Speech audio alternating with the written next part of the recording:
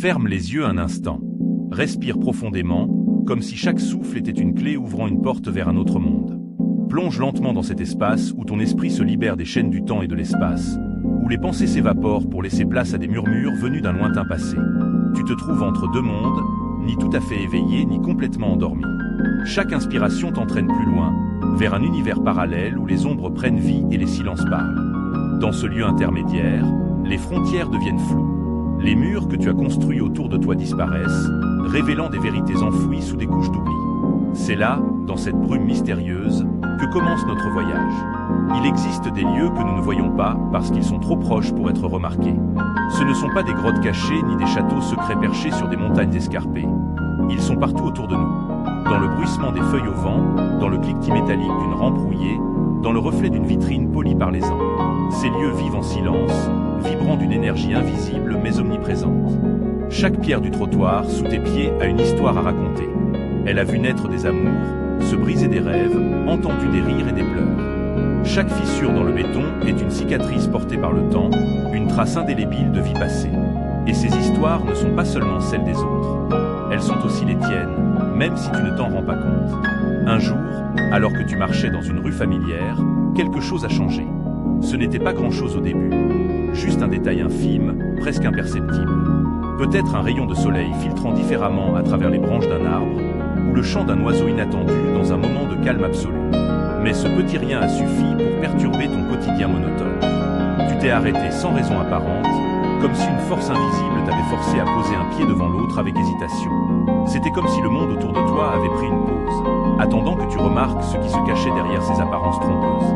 Et c'est là que cela a commencé. C'est à ce moment-là que tu t'es rendu compte que quelque chose clochait. Pas dans le monde extérieur, mais en toi.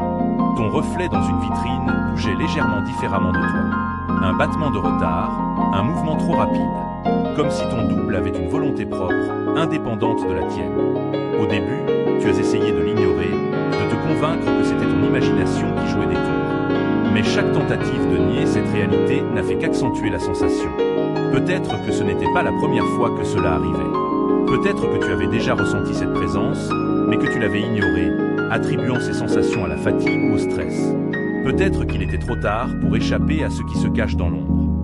Et puis, un soir, alors que tu rentrais chez toi après une journée ordinaire, tout a basculé. La rue était déserte, le vent soufflait doucement, apportant avec lui des bribes de conversations lointaines, des rires étouffés, des chuchotements incompréhensibles. Mais cette fois, tu as entendu distinctement un mot. Un seul mot, murmuré dans ton oreille gauche, comme une caresse glaciale.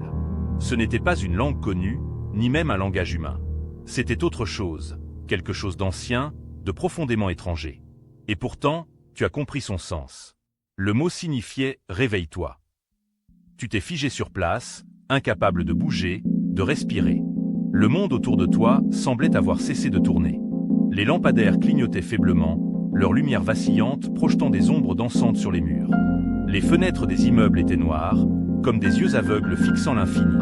Tout était silencieux, mais ce silence était chargé d'une tension palpable, comme si quelque chose d'énorme allait survenir d'un instant à l'autre.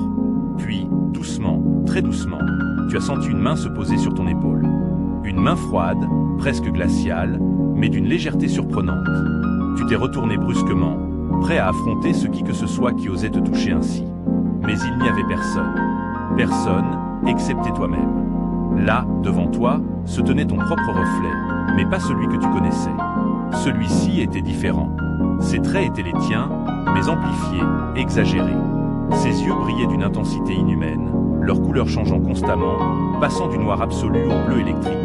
Sa posture était altière, presque arrogante, comme s'il savait quelque chose que tu ignorais. Et lorsqu'il a souri, un sourire large, carnassier, tu as compris que ce n'était pas toi.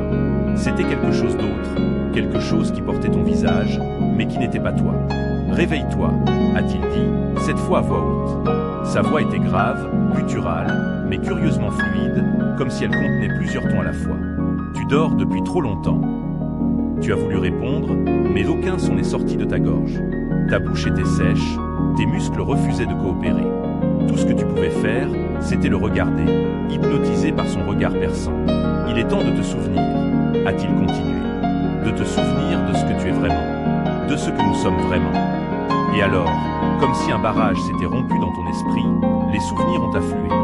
Des souvenirs que tu avais oubliés, enfouis au plus profond de toi-même. Des images, des sons, des odeurs, des sensations.